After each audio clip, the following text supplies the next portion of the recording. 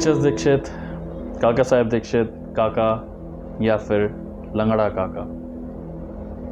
आज का व्लॉग काका साहेब दीक्षित जी के बारे में है, जो आज मैं आपको बताऊंगा कि काका साहेब दीक्षित जी की जीवनी, कैसे वो बाबा के भक्त बने और सबसे बड़ी बात, कैसे बाबा ने उनको अपने पास शिरडी बुलाया। जी हाँ, और मैं आपको बताना चाहता हूँ सभी डिवोटीज़ को कि ये व्लॉग 2 भाग में यानी कि 2 पार्ट्स में आएगा। ये पहला पार्ट है काका साहेब दीक्षित जी के बारे में, जो आज मैं आपको बताऊंगा। हरि सीताराम दीक्षित ये उनका पहला नाम यानी कि ओरिजिनल नेम था, एच.एस. दीक्षित, लेकिन शिरडी में उनको लोग काका साहेब दीक्षित के नाम से जानते थे और बुलाते थे, लेकिन बाबा उनको लंगड़ा काका कहकर प्यार से बुलाया करते थे। अब ये लंगड़ा काका बाबा उनको क्यों कहते थे, ये मैं आपको बताता हूँ। काका साहेब दीक्षित जी का जन्म 1864 में खंडवा में हुआ था और वो एक उच्च कोटि ब्राह्मण के परिवार में पैदा हुए थे। काका साहेब दीक्षित पेशे से वकील थे, यानी कि उन्होंने लॉ की स्टडी की थी, और उन्होंने जो स्टडी की थी वो खंडवा और हिगन घाट से की थी, और उसके बाद नागौर के कॉलेज में उन्होंने LLB की स्टडी करी। LLB फाइन आर्ट्स और BA की उन्होंने स्टडी करी। और जब उन्होंने स्टडी करी तो काका साहेब दीक्षित एक मशहूर वकील बने और उनकी प्रसिद्धि यानी कि वो बहुत फेमस हो गए लोगों में भी और साथ ही साथ मीडिया में भी। जी हाँ, मीडिया रिपोर्ट्स में भी और लॉ कि जितने भी आप कह लीजिए कोर्ट में भी वो बहुत फेमस हो गए। काका साहेब दीक्षित बहुत हाईली एजुकेटेड पर्सन थे, बहुत ही आप कह लीजिए वो पढ़ाई में बहुत तेज़ थे और उनको हर एक जानकारी हुआ करती थी। साथ ही साथ काका साहेब दीक्षित को समाज सेवा करना बहुत पसंद था, क्योंकि वो नगर पालिका राजनीति में भी वो राजनीति का भी वो हिस्सा थे और नगर पालिका भी वो हिस्सा थे, और समाज सेवा का तो हिस्सा वो थे ही थे, क्योंकि वो हर कार्य लोगों के लिए करना चाहते थे जो संभव से संभव हो सके। तो काका साहेब दीक्षित जो थे उस समय वो बाबा को नहीं जानते थे, ना ही उन्होंने कभी बाबा के बारे में सुना ही था।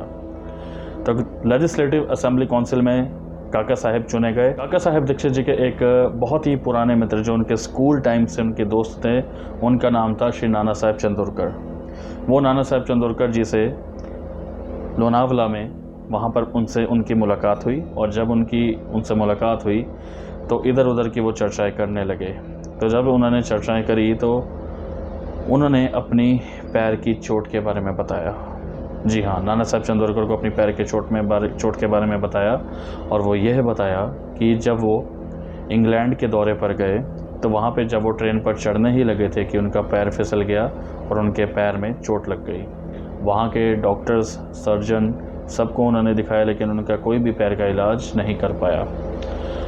तो जब नाना साहेब चंदोरकर को ये बात पता चली तो नाना साहेब चंदोरकर जी ने ये कहा कि तुम मेरे सद्गुरु श्री साईं बाबा के पास जाओ, वो तुम्हारे इस कष्टों का हरण करेंगे, अगर तुम अपने पैर के कष्ट से मुक्त होना चाहते हो तो काका साहेब दीक्षित को ये बात जो उन्होंने बताई, तो काका साहेब दीक्षित ने इस बात को फॉलो किया।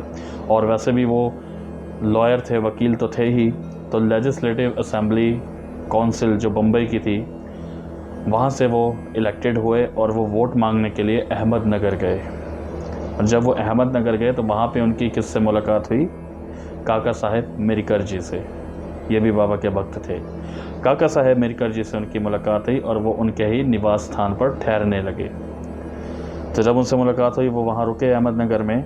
तो काका साहेब दीक्षित जी ने मिरकर को ये कहा कि मैं शिरडी साईं बाबा जी के दर्शन करना चाहता हूँ। अब मिरकर जी ये सोच रहे थे कि काका साहेब दीक्षित को कैसे शिरडी भेजा जाए, लेकिन बाबा तो पहले से ही सारी तैयारी करके बैठ चुके थे। बाबा हर एक चीज़ अपने अकॉर्डिंगली यानी कि प्लान कर चुके थे कि काका साहेब दीक्षित जी को कैसे शिरडी लाना है, क्योंकि बाबा अंतर्यामी हैं। बाबा हमेशा यही कहा करते थे कि कोई भी भक्त कितनी भी क्यों दूर ना हो, मैं उसको 7 समुंदर पार भी अपने भक्त को खींचकर अपने पास ले आऊँगा। जैसे चिड़िया को एक डोरी से खींचा जा सकता है, वैसे ही मैं अपने भक्त को भी ऐसे ही खींच लाऊंगा। तो बाबा ने सारी प्लानिंग कर रखी थी काका साहब दीक्षित जी को लाने के लिए। ये एक लीला है बाबा की, जो मैं आपको बता रहा हूँ कि बाबा ने कैसे काका साहब दीक्षित को शिरडी में बुलाया। तो उस समय श्यामा जी के पास एक पत्र आया, और उस पत्र में ये लिखा गया कि उनकी सास की तबीयत खराब हो गई है। तो श्यामा जी ने बाबा से अनुमति मांगी और बाबा ने उनको अनुमति तो देनी ही थी, क्योंकि श्यामा ही थे जो काका साहेब दीक्षित को शिरडी में लेकर आए थे। तो श्यामा जब अहमदनगर पहुँचे तो वो जब अपनी सास के घर पहुँचे तो वो देखते हैं कि अब उनकी सास की तबीयत थोड़ी ठीक है। तो जब श्यामा वहाँ से रवाना होने लगते हैं तो उस समय वहाँ पे 2 व्यक्ति उनको देखते हैं। वो 2 व्यक्तियों का नाम है नाना साहेब पानसे और अप्पा साहेब दीक्षित। जी हाँ, नाना साहेब पानसे और अप्पा साहेब दीक्षित जब ये श्यामा जी को वो देखते हैं तो वो मिरिकर को बताते हैं। तो मिरिकर की भेंट श्यामा जी से होती है और श्यामा जी उनके निवास स्थान पर जाते हैं, यानी कि उनके घर पर जाते हैं। तो जब श्यामा मिरिकर जी के घर पर पहुँचे तो उन्होंने काका साहेब दीक्षित से उनकी मुलाकात करवाई और मिरिकर जी ने श्यामा जी को कहा कि ये काका साहेब दीक्षित हैं, ये बाबा के दर्शन करना चाहते हैं। तो श्यामा के साथ उनका शिरडी जाने का जो है वो पूरा प्लान हो गया। तो मिरिकर जी के पास बाबा की एक बहुत बड़ी तस्वीर थी, तो उन्होंने कहा कि चलो मैं आपको दर्शन करवाता हूँ बाबा के। जैसे ही उन्होंने उस तस्वीर से पर्दा हटाया तो काका साहेब दीक्षित एकदम हैरान हो गए और बहुत ही खुश हुए, क्योंकि काका साहेब दीक्षित जी के मन में ये विचार आया कि जहाँ मेरे को जाना है शिरडी, वहाँ शिरडी पहुँचने से पहले ही मुझे साक्षात बाबा ने अपने यहीं पे दर्शन दे दिए। उनकी खुशी का ठिकाना न रहा और वो बहुत खुश हुए, क्योंकि बाबा ने साक्षात उनको वहीं पर दर्शन दे दिए थे। तो अब काका साहेब दीक्षित जी के अंदर और उतावलापन हो गया था शिरडी जाने के लिए। तो रात्रि 10 बजे की गाड़ी पकड़कर श्यामा और काका साहेब दीक्षित कोपर गांव के लिए रवाना हो गए। और जब वो कोपर गांव पे उतरे तो वो क्या देखते हैं कि श्री नाना साहेब चंदोरकर भी वहीं पर उपस्थित थे। तो वो उनको देखकर बहुत ही खुश हुए। तो वो सब बाबा के पास द्वारका माई में गए और जैसे काका साहेब दीक्षित द्वारका माई के अंदर आए तो बाबा ने उनको ये कहा कि मैं तुम्हारा ही इंतज़ार कर रहा था, मैंने ही श्यामा को तुमको लाने के लिए भेजा था। क्योंकि काका साहेब दीक्षित जो प्रथम बार शिरडी आए थे वो आए थे सन 1909 में। जी हाँ, 1909 में काका साहेब दीक्षित श्यामा जी के साथ प्रथम बार शिरडी पधारे थे और 1910 में वो बाबा के नगरी आते ही जाते रहते थे, क्योंकि उनका कहीं और मन ही नहीं लगता था। तो एक दिन काका साहेब दीक्षित जी के मन में कि ये विचार आया कि विचार क्या, उनके मन में यही था कि उनके जो पैर में चोट लगी हुई है वो किसी ना किसी तरह ठीक हो जाए, उनका लंगड़ापन दूर हो जाए, क्योंकि जब वो लंगड़ा कर चलते थे तो उनको बड़ा अजीब लगता था। तो उस समय वो बाबा के पास जैसे ही पहुंचने लगे तो उनके मन में एक ये विचार आ गया कि उन्होंने बाबा से प्रार्थना की मन ही मन कि बाबा आप बेशक मेरे पैर के लंगड़ेपन को दूर ना करो, लेकिन आप मेरी अंतरात्मा के लंगड़ेपन को ज़रूर दूर करो। तो बाबा ने उनको यही कहा कि मेरी कृपा सदैव तुम पर बनी रहेगी और मैं एक दिन तुमको विमान में लेकर जाऊंगा, ये बाबा ने उनको कहा।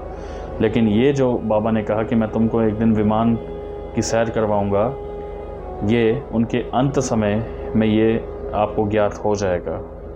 काका साहेब दीक्षित जब एक कंपनी में जॉब कर रहे थे तो उस समय काका साहेब दीक्षित जी ने एक अपनी फर्म खोली, यानी कि उन्होंने एक अपना बिजनेस खोला और उसमें उन्होंने जो है पार्टनरशिप की राव बहादुर एस नारायण दास जी के साथ। जी हाँ, उनके साथ इन्होंने पार्टनरशिप की, लेकिन दुर्भाग्यवश वो पार्टनरशिप ज़्यादा देर चल ना पाई और वो काका साहेब दीक्षित जी की कंपनी जो थी वो बंद हो गई। लेकिन दोबारा काका साहेब दीक्षित जी ने कंपनी को रीस्टार्ट किया और फिर उसके बाद उनकी एक और किसी से पार्टनरशिप हुई और वो पार्टनरशिप हुई पुरुषोत्तम मक्कड़ जी के साथ। लेकिन काका साहेब दीक्षित कभी अपने बिजनेस पे ध्यान ही नहीं दे पाते थे, क्योंकि उनका सारा ध्यान ही बाबा पर रहता था। वो भी कंपनी बंद हो गई क्योंकि काका साहेब की कम उपस्थिति की वजह से, क्योंकि काका साहेब टिकते ही नहीं थे शिरडी के अलावा, क्योंकि उनको बाबा से इतना लगाव हो गया था, उनका कहीं मन ही नहीं लगता था। तो सन 1911 में उनकी इनकम एकदम ज़ीरो हो गई। बाबा ने उनको ये सलाह भी दी कि तुम बम्बई में जाओ और बम्बई में जाकर प्रैक्टिस करो।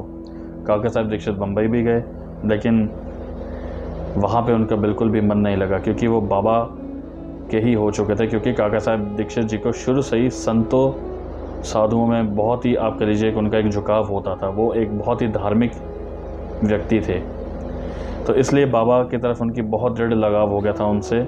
और उनका कहीं मन नहीं लगता था। उनकी 3 संपत्तियाँ थी। एक उनका जो बंगला था विले पार्ले में था, एक लोनावला में था और एक मेन बॉम्बे में था। ये सब छोड़ छाड़ कर वो सीधा शिरडी में बाबा के पास रहने लगे। तो उनके मन में शिरडी में एक विचार ये आया कि क्यों ना शिरडी में एक वाड़ा बनाया जाए, जैसे आप सभी जानते हैं। तो काका साहेब दीक्षित जी ने बाबा से अनुमति मांगी वाड़ा बनाने के लिए। बाबा ने अनुमति उनको दे दी।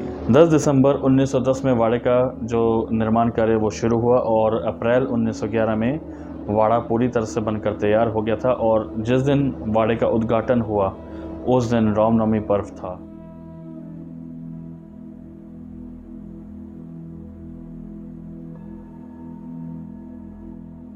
उस समय जो नाम दिया गया था वो काकावाड़ा या दीक्षित वाड़ा दिया गया था, लेकिन आज आप सभी साईं भक्त दीक्षित वाड़ा के नाम से ये वाड़े को जानते हैं, जो कि बूटी वाड़ा यानी कि बाबा के समाधि मंदिर के बिल्कुल ऑपोजिट में है। उसमें काका साहेब दीक्षित जी ने एक अपना ऊपर कमरा बनाया था फर्स्ट फ्लोर पे, जहाँ पे वो पूजा पाठ किया करते थे और बाबा का ही नाम स्मरण हमेशा किया करते थे। और नीचे के कमरे जो थे वो उन्होंने यात्रियों के लिए ठहरने के लिए रखवाए थे, यानी कि जो भी शिरडी में आते थे पर्यटक वो वहीं वाड़े में विश्राम कर सके। लेकिन इन चीज़ों से उनके घर वाले बड़े परेशान थे। उनके घर वाले, उनके रिश्तेदारों ने ये कह दिया कि ये तो शिरडी साईं बाबा के पीछे पागल हो गया है। आगे की कहानी आपको पार्ट 2 में बताई जाएगी काका साहेब दीक्षित जी के बारे में, कि कैसे बाबा ने उनके ऊपर कृपा करी और कैसे बाबा ने उनको विमान में सफ़र करवाया। ओम साई राम।